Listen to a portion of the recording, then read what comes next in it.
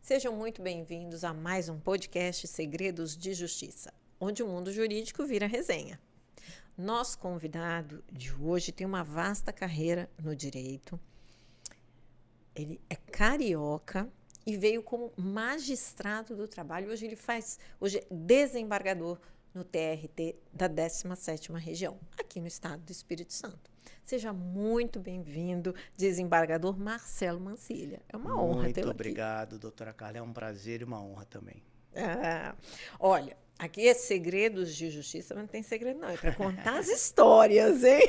E eu sei que o doutor tem de monte, né? A história temos um pouquinho, né? Não são...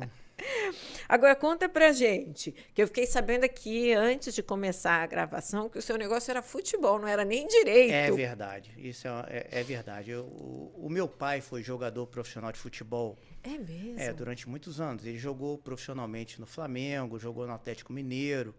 Então, eu pequeno, eu lembro de jogadores lá em casa, né? Gerson, Dida, Henrique, Silva. Eu lembro do meu pai encontrar na rua com Garrincha, Pampolini. Então, eu cresci nesse mundo de futebol. E sempre gostei realmente de jogar futebol. Jogava futebol na praia e sempre gostei. E naquela época existiu o vestibular da Sesgran Rio.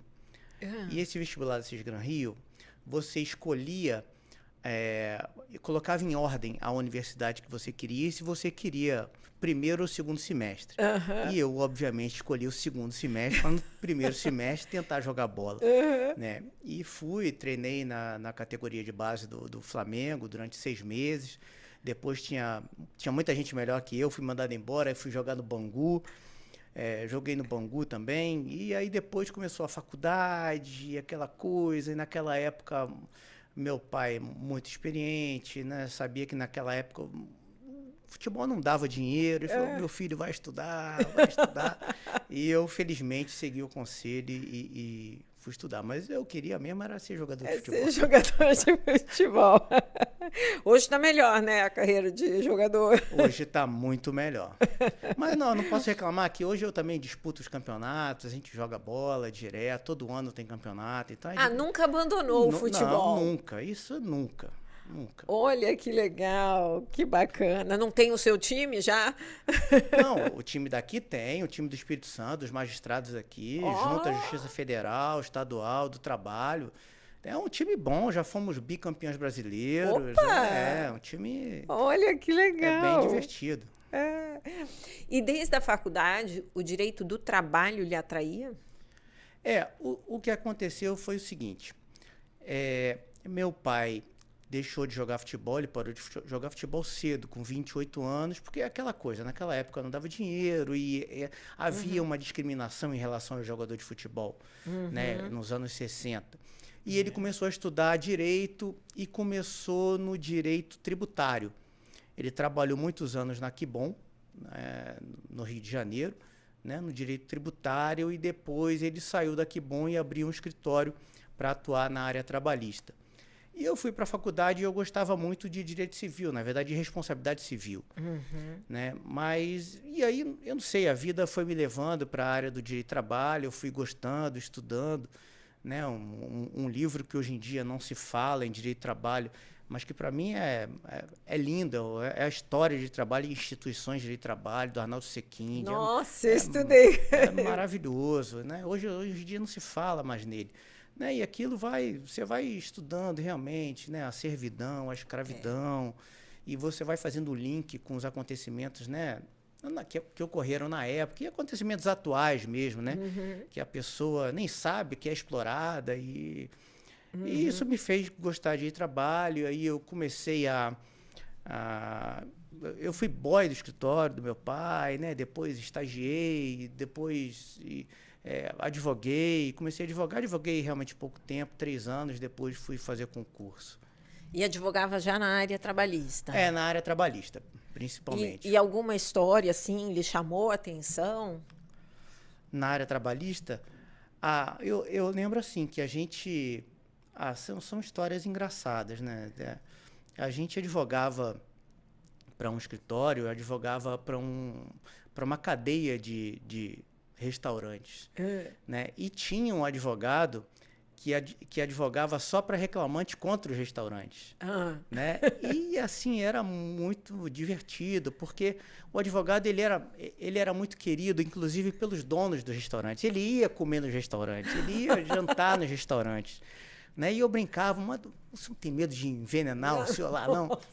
Mas, não, que então havia uma certa, né, um certo respeito. Hoje em dia ficou um pouco mais difícil, né? As relações estão meio, assim, como dizer, muito sensíveis, né? Hoje não se pode falar nada, a pessoa se ofende. Então, naquela época, era uma advocacia mais leve, né? Onde os advogados, eu penso que se respeitavam mais. Se eu falasse assim para um colega advogado, o colega, dá para adiar uma audiência que a gente tem amanhã porque aconteceu isso comigo, olha, não teria problema algum, né? E da mesma forma o contrário. Hoje em dia eu vejo um pouco essas relações um pouco mais delicadas, né? Um pouco mais complicadas, né? Estressantes, E na advocacia ainda, o doutor atuou muito em negociação coletiva? Sim, atuava em negociação coletiva. Naquela época havia um número bem maior de dissídios, né? E foi uma área que eu gostei bastante. Gostei bastante na discussão, né, com os sindicatos, com as empresas, com o sindicato de empregador, o sindicato de empregado. É uma experiência realmente muito rica que me fez, assim, crescer bastante, inclusive na magistratura, né? A experiência nesse ponto foi fundamental. Mas sempre quis magistratura? Não, isso surgiu pelo seguinte, eu advogava, eu não era um advogado de início de carreira, né? Eu formei em 89 e comecei a advogar e ganhava 4, 5 salários mínimos, era pouco. Né? Quem realmente bancava a casa era minha esposa. Minha esposa tinha um bom emprego na Vale do Rio Doce, então ela bancava e ela sempre falava, Marcelo, você gosta de estudar, faz concurso. E eu, não é aquela coisa, né? Eu não vou passar, eu não tenho capacidade, não sei o quê, parará, aquela coisa toda. Até que chegou um momento que minha esposa ficou grávida, né? Da minha segunda filha lá, e falou, Marcelo, eu tô grávida. Você tem 9 meses, se vira. Você tem 9 meses aí para passar no concurso. Mas isso eu já estava estudando, assim, fazendo os concursos aqui, outro ali, mas sem levar nada a sério, né? Mas a partir do momento que ela falou isso, né? Aí realmente eu tive que estudar mesmo. Realmente, E naquela época não é que nem hoje, né? Hoje em dia você vê os meninos passando aí, ficam em casa estudando, com meus pais bancando. Naquela época eu trabalhava, fazia 8 horas da manhã, saía do Rio de Janeiro para fazer audiência em Duque de Caxias, Nova Iguaçu. Nossa. Voltava às 7, 8 horas da noite e estudava de noite, de madrugada, final de semana. E era uma vida assim, não era uma vida fácil. Eu me lembro uma vez, eu fui fazer uma audiência em Niterói, e eu peguei a barca e quando eu fui ver, na hora de voltar, eu tinha dinheiro para voltar de barco para beber uma água. E era janeiro, um calor infernal. Nossa. Eu cheguei num bar e falei, pelo amor de Deus, me dá um copo d'água. O cara abriu a torneira, meteu a água, me deu, vamos embora para a barca. E era assim. Nossa. Aí depois que a minha mulher falou, minha mulher companheiraça, né? Falou, eu comecei a estudei, comecei a fazer concurso, né? E deu certo. E aí veio para o Espírito Santo?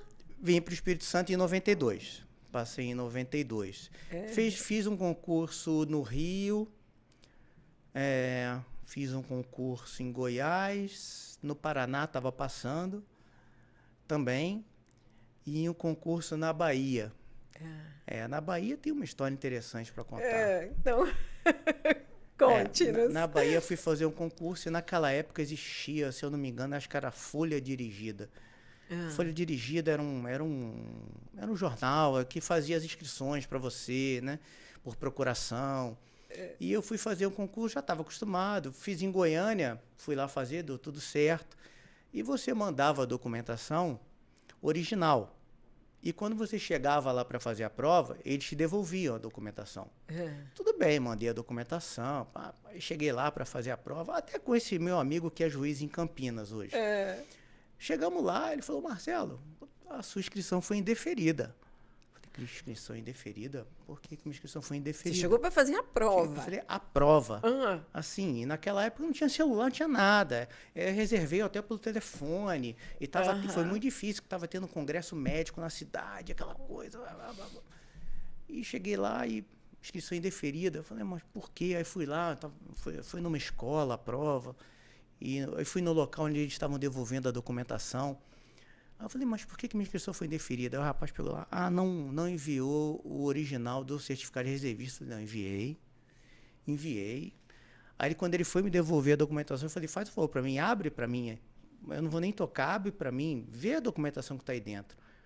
Qual foi o primeiro documento que ele tirou? Certificado de reservista. E aquela confusão, aí meu amigo juntaram umas pessoas, não, vamos fazer um mandado de segurança agora. Pegamos papel e caneta literalmente. Fizemos mandado de segurança, lá pegamos o nome do rapaz, levamos lá pro presidente lá despachar. Ele falou que não ia despachar, não podia despachar. Eu falei, não, se eu tenho que despachar, alguma coisa eu tenho que fazer, né? Aí ele começou a engrossar e falou, vou te dar voz de prisão, e aquela confusão. Aí o representante da OAB do concurso levantou, disse que não, que eu estava certo, aquela confusão. Só que ele chegou para mim e falou, doutor, melhor o senhor, que ele é meio esquentado, ele vai mandar prender o senhor mesmo, né? E no final eu fui embora, não fiz a prova. Não fez a prova? Não fiz a prova. Mas a história não acaba aí. Não fiz a prova, e o que eu vou fazer? A prova era sábado e meu domingo, né? Fui, peguei e voltei para o aeroporto para tentar voltar para o Rio de Janeiro na época. Cheguei no aeroporto, era Varig. Aí cheguei no balcão da Varig, expliquei para minha passagem é para amanhã, não sei o quê. Olha, não tem vaga, não tem vaga. Não tem vaga, nem de madrugada, não tem vaga, não tem jeito. Tudo bem. Aí eu fui, liguei, ficha de telefone na época, né? Liguei pro hotel. Olha, como o senhor não veio, tá tendo congresso médico na cidade, o senhor perdeu a vaga no hotel. Mas, aí eu bom, tudo bem. E naquela época o aeroporto não era como é hoje, quando você pode ficar à noite, né? Não era. O aeroporto... Inclusive fechava, né? Exatamente, né? Você tinha que ficar do lado de fora. Eu lá no aeroporto de noite tentando com a moça da Varig lá, a moça da Varig tentando... E nada. Aí até que eu botei a mão na cabeça e comecei a chorar, né? Aí a moça da Varig, não sei o que aconteceu, que ela chegou e perguntou assim, você veio aqui para fazer um concurso para juiz? Eu falei, foi. E olha como é que Deus faz as coisas, né? Ela falou, olha, tem um pessoal do Rio de Janeiro que veio fazer esse concurso que está na minha casa. Se você quiser, você pode dormir lá em casa. Não tem problema. Olha. Aí, tudo bem, tudo bonito, né? E para eu explicar para minha mulher? Ia dormir na casa. Cheguei na casa da menina lá e tive que ligar para casa, né? Para explicar o que aconteceu, né? Aconteceu isso, minha mulher muda, né? Já estava grávida, já devia estar, minha mulher muda. Falei, acho que ela não acreditou muito nisso, não. Mas daí, bom, vou fazer o quê, né? Não tinha lugar para ficar, conheci lá o pessoal. Aí Deus mandou o recado depois, né? O que aconteceu? Passei no concurso aqui em Vitória. Algumas pessoas que foram fazer esse concurso na Bahia e não passaram, vieram fazer o concurso em Vitória. E ficaram aonde? Na minha casa. Na sua casa. E puderam, ainda bem, confirmar a história para minha esposa, né? Porque senão alguns anos depois. Alguns anos depois. Né? Não, mas eu tô brincando. É claro que minha esposa compreendeu na época o desespero de não ter lugar para ficar, num lugar onde você não conhecia ninguém. Enfim, foi assim, desesperador. Eu tinha 24 anos na época, 25 anos. Então Nossa! Mas realmente é uma história e tanto. É uma história Então... divertida. Uma história divertida depois, né? Para contar. Na hora. Aí depois você vai fazendo concurso, né? Eu fiz concurso em Goiânia. Aí acho que foi o primeiro concurso que eu fiz, foi em Goiânia. Aí na primeira prova eu tirei 7. Eu falei, pô, já passei, né? Já tô dentro. Na segunda prova eu tirei 2. Nossa. Aí eu falei, opa, não é para aí não. Eu comecei a estudar. Aí no Rio também, fiz concurso. No Paraná eu estava passando, quando eu passei aqui, como eu tinha passado aqui, mais perto do Rio, eu desisti do Paraná. Mas aí vim para cá. Quando eu vim para cá também fazia, se eu não me engano, a terceira prova de sentença, estava eu e mais 2 colegas, um é juiz hoje em Minas, o outro é juiz, e 2 são desembargadores em Campinas. De madrugada, voltando, por volta de meia-noite em Campos, pegamos um buraco, furaram 3 pneus do carro. É vida de concurseiro, né? Olha, se contar ninguém acredita, né? Mas, nossa! Nossa! E aí depois, quando veio para o Espírito Santo, foi para o interior, alguma... Não, eu aqui mesmo? Vim para cá e o detalhe que minha esposa tinha falado, né? Você tem 9 meses. O resultado do meu concurso saiu dia 30 de setembro de 92. A minha filha nasceu dia 5 de outubro, 5 dias depois. Ou seja, eu cumpri o prazo, né? Dentro do prazo, cumpri o prazo, exatamente.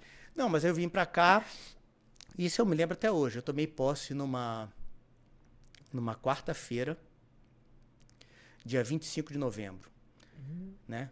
Eu lembro que foi quarta-feira, porque teve jogo do Flamengo e eu perdi o jogo do Flamengo para tomar posse. Eu fiquei na dúvida, né? Se eu vi o jogo do Flamengo ou se eu tomava posse.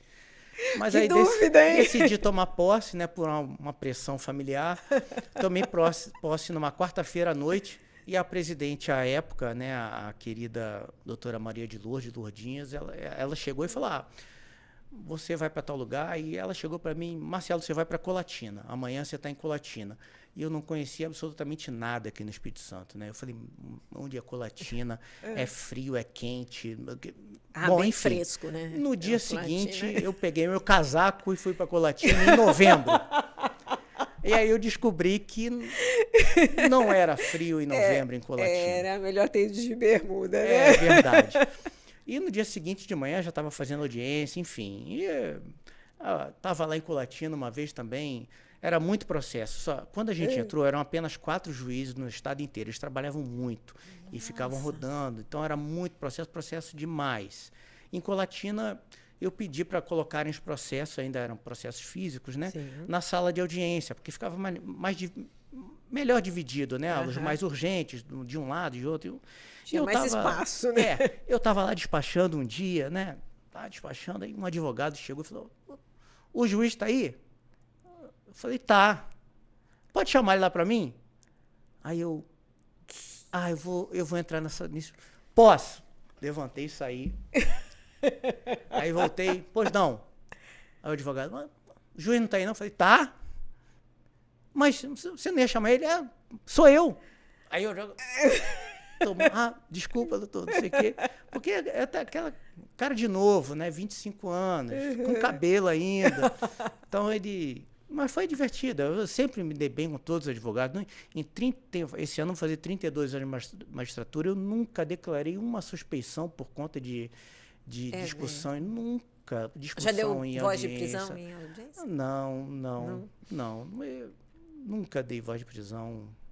Nunca teve necessidade. É aquela coisa, você adverte, né? Olha, você pode responder um processo, né? Então, é lógico que você, às vezes, tem que dar engrossar um pouquinho a voz, né? Mas, assim, com advogado, sempre respeitei todos, sempre fui muito respeitado por todos. Só uma vez, eu me lembro, na primeira vara de Vitória, um advogado chegou para fazer audiência. Naquela época eram muitas audiências, 22 audiências, 24 audiências por dia. Nossa! Né? E era daquelas assim, que marcava 10 minutos, né? De 5 em 5, porque não dava tempo. Nossa! Né? Era uma loucura. E um advogado chegou, de repente, nunca tinha visto, e chegou, Aí eu falei, doutor, pois não, tem prova, tem conciliação, tem não sei o quê. O advogado botou a mão na minha cara, porque o senhor gosta de brigar com os advogados, o senhor não sei o quê. Eu fiquei olhando, falei, pô. Falei, doutor, não estou entendendo, não. O senhor não é o doutor fulano? Eu falei, não sou eu, não. Ele me confundiu com outro juiz. Eu falei, não, meu nome é... Aí estava até na sala, me lembro muito bem, estava até na sala o doutor Stefan. O doutor Stefan falou, acalmou o advogado. Não, enfim, são histórias que a gente vai passando aí. Mas sempre tive um excelente relacionamento com advogados, até porque muitos foram meus alunos também. Então, não só como juiz, mas como professor, sempre foi muito querido, né? Eu costumo falar que eles gostavam de mim porque eu gostava de ir no churrasco e jogar bola com eles, né? Então, se tivesse uma pelada, eu ia jogar e... Não, mas eu sempre gostei da aula, é muito bom, né? Eu parei de dar aula em 2013, quando eu fui assumir a presidência do tribunal, porque realmente não dava, né? Em 2013, 2014 eu fui presidente, 2015, 2016 eu fui vice-presidente. E aí depois você realmente perde um pouco o contato. É aquela questão da liberdade também, você quer viajar, não pode. Mas sempre que me chamam para dar uma aula, pós-graduação, uma palestra, eu vou com o maior prazer, eu gosto. Tá no sangue ainda. E todo mundo adora, sempre muito bom escutá-lo falar. Mas vamos lá, como juiz, algum caso assim, em audiência que lhe marcou? Ocorreram alguns casos, sim. Se emociona. Teve um caso que realmente me deixou... Foi um caso de uma consignação em pagamento. Eu me lembro muito bem, tem muitos anos isso, muitos anos.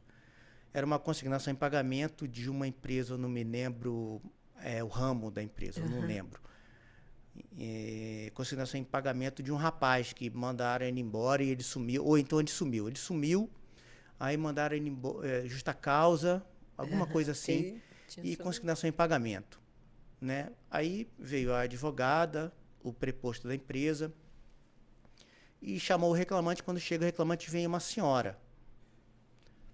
Mas fulana... Aí a senhora falou, não, fulano é meu filho. Mas meu filho ele não pode vir na audiência porque ele está devendo a umas pessoas lá onde a gente mora, e essas pessoas ameaçaram ele de morte, inclusive me expulsaram de casa ontem. Eu estou sem lugar para ir, mas eu vim para cá para avisar que ele não pode vir aqui na audiência, né? Eu falei, não, mas a senhora está sem lugar para ficar? Estou sem lugar para ficar, eu não tenho... As pessoas me expulsaram de casa. E ficou aquele silêncio, né? E o valor era... Hoje seria, não sei, 3 mil, uma coisa assim, 4 mil. E a advogada da empresa chegou e falou, doutor, o senhor me dá um minutinho para eu ligar para o dono da empresa?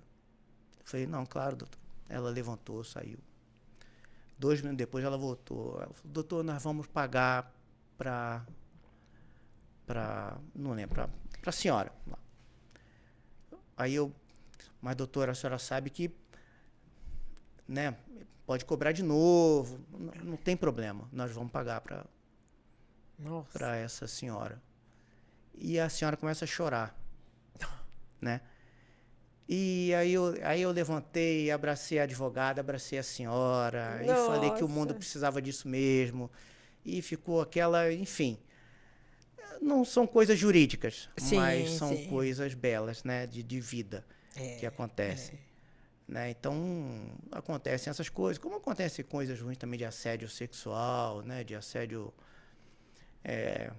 Teve um caso uma vez de uma moça que dizia que tinha sido assediada sexualmente por um rapaz da empresa.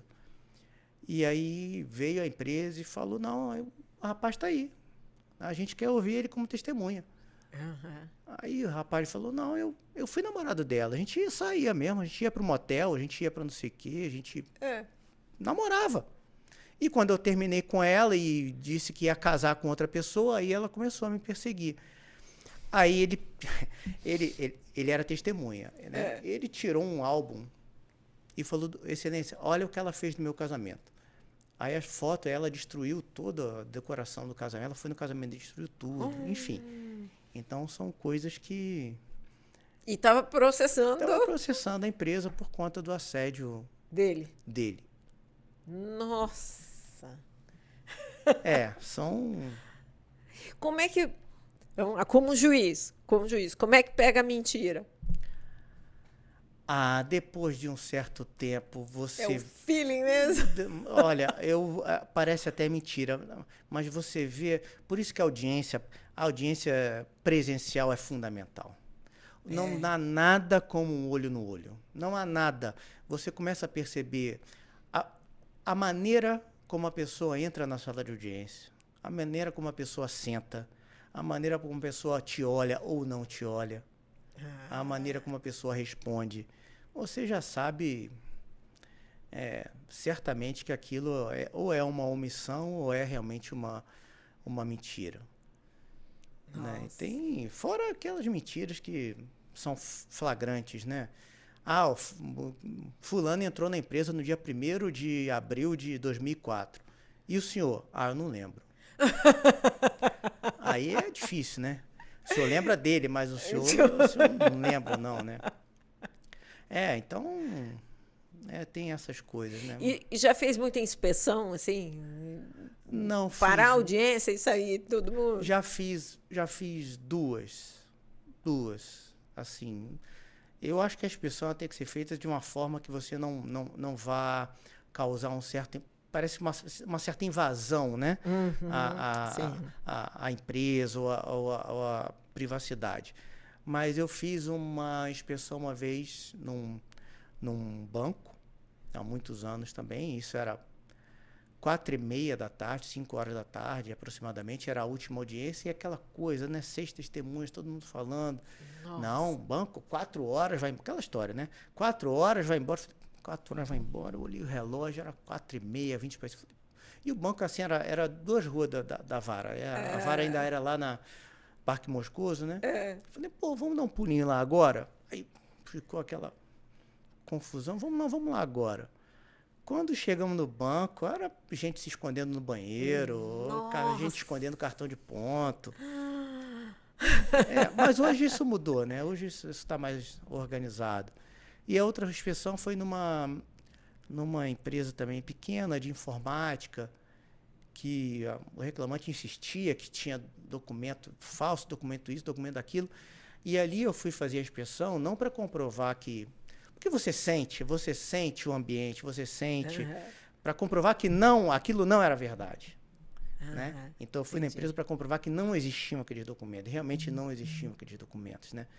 Levamos uma pessoa da TI, mexendo no computador, e tudo segredo de justiça, obviamente, né? E não existiam aqueles documentos, realmente.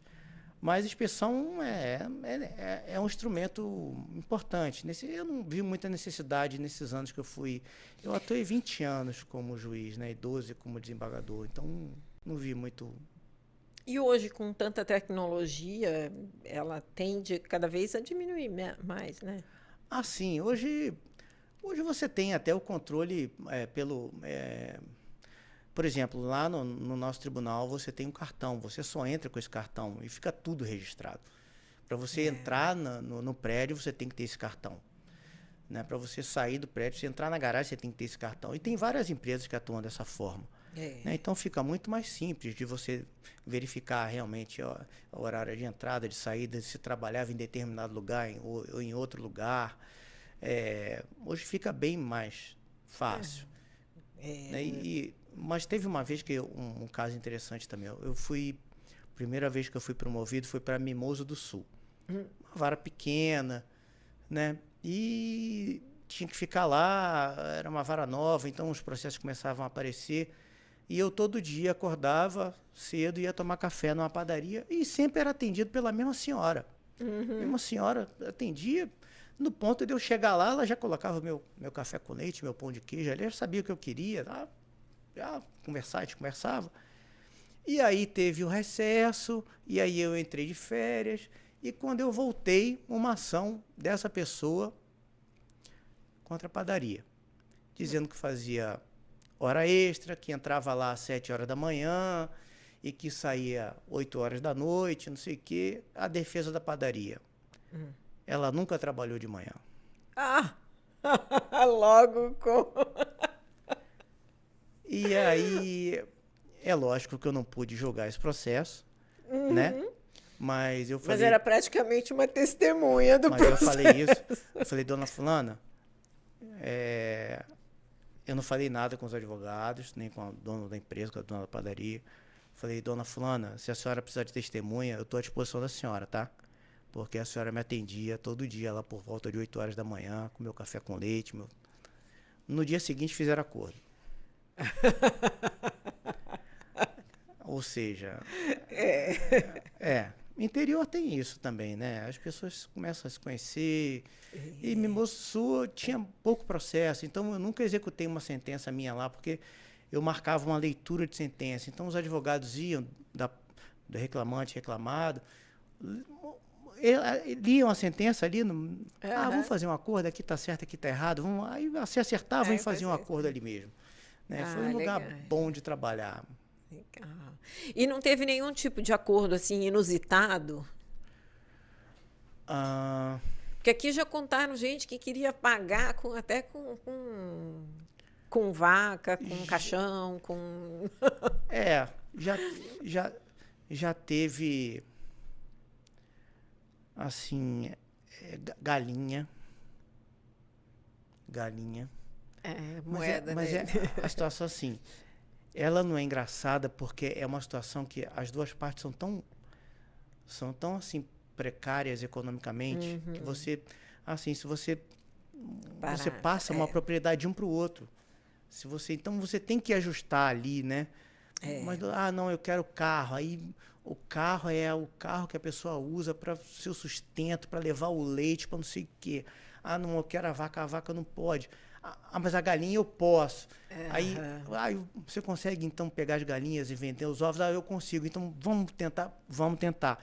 Então é inusitado, mas pela precariedade econômica, assim, né? Não é por conta de... Não, eu imagino que assim, esse tipo de proposta, em geral, é por conta disso, né? Nem é tão... E hoje em dia a gente tem uma certa... O que me deixa muito triste, né? Uma certa desvalorização do trabalho.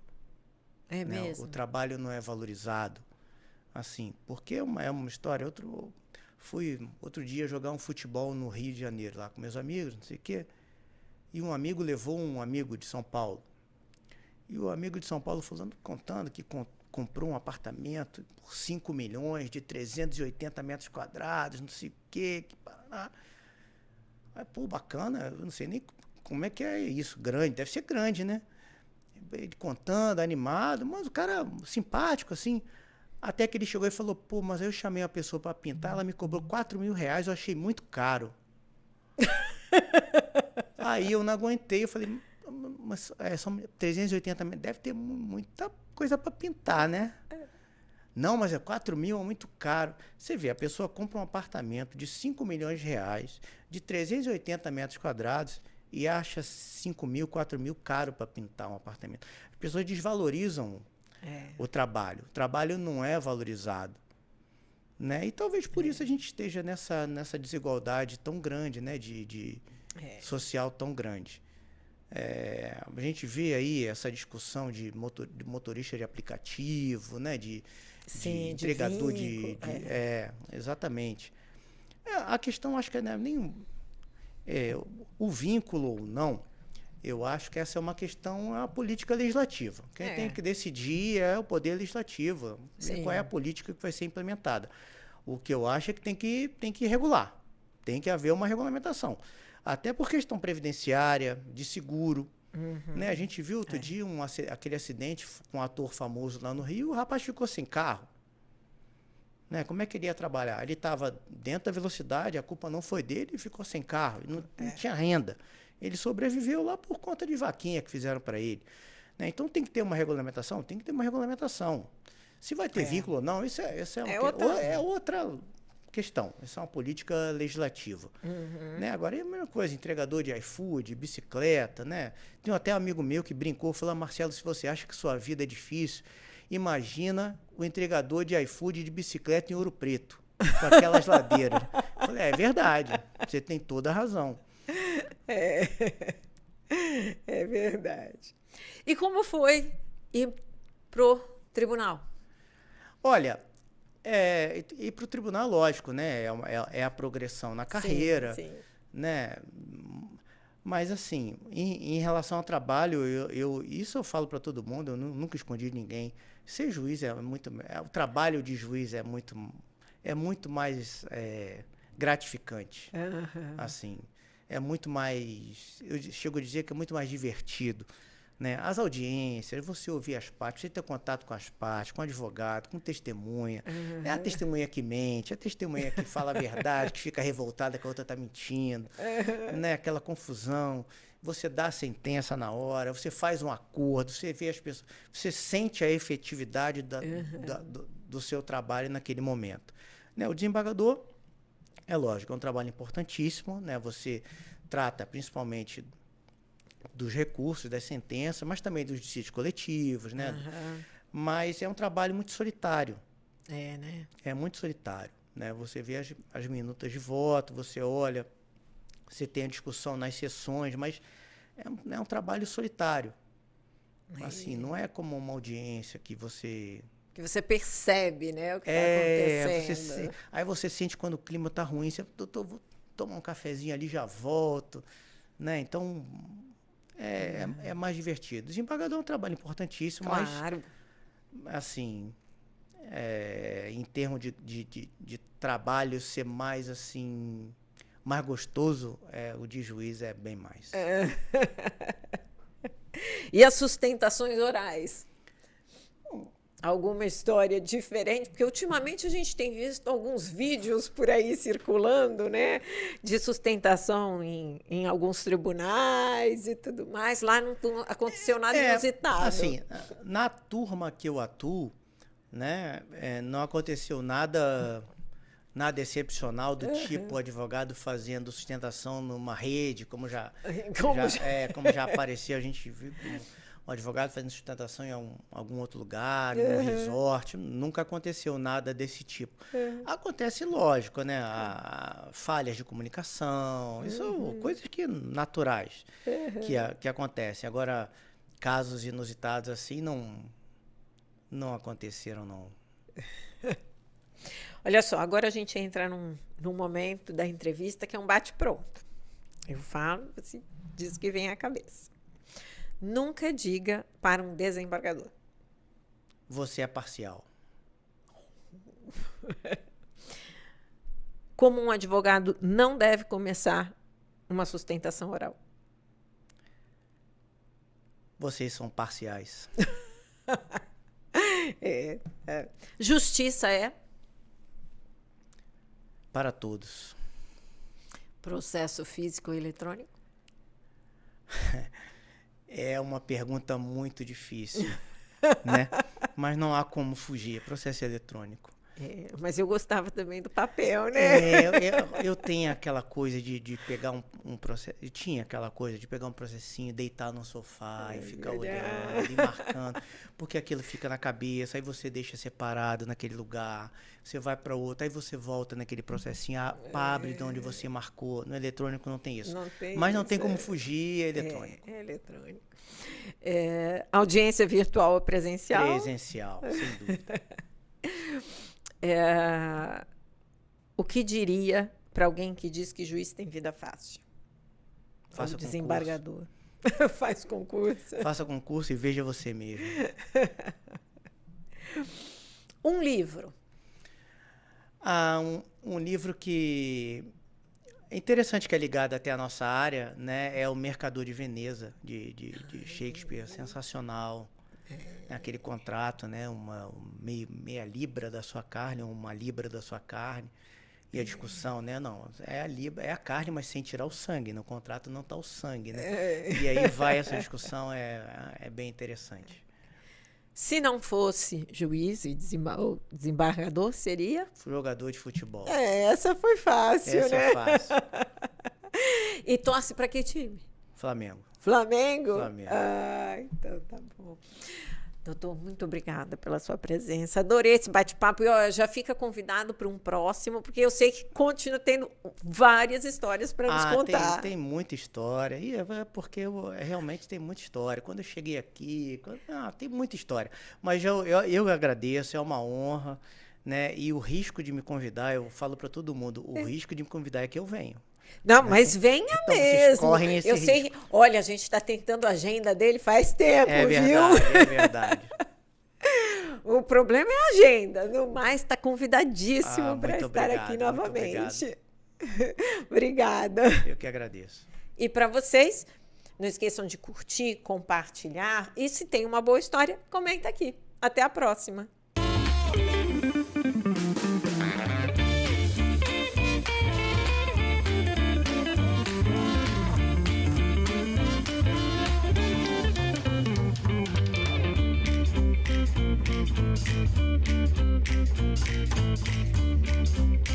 Thank you.